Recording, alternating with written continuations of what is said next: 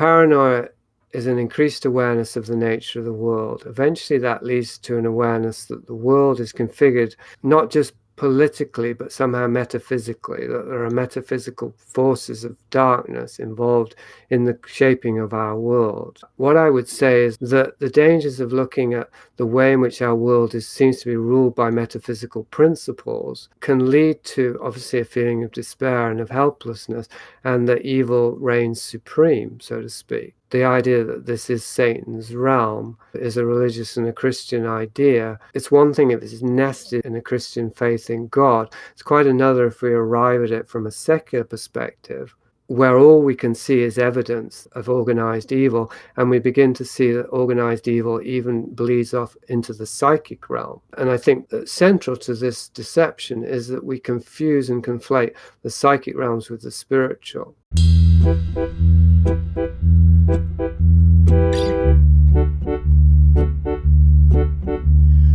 If we have to get through the psychic realms in order to regain access to the spiritual, it's very easy to get lost in those psychic realms because they are configured like mazes, like demonic mazes. If, as we begin to become aware of the psychic dimensions, we have so conditioned and trained and learned through bad knowledge that the psychic is equivalent to the spiritual, and that we're encountering spiritual reality here, albeit of the dark side of it, rather than actual just a counterfeit that has no spiritual dimension whatsoever.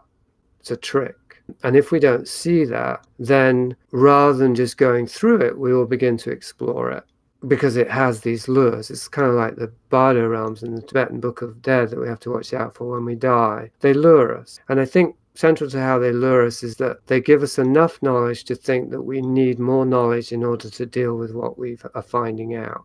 That's the trick. They're feeding the mind. In actual fact, we don't need knowledge to navigate our way back to God. We need to open our hearts and surrender.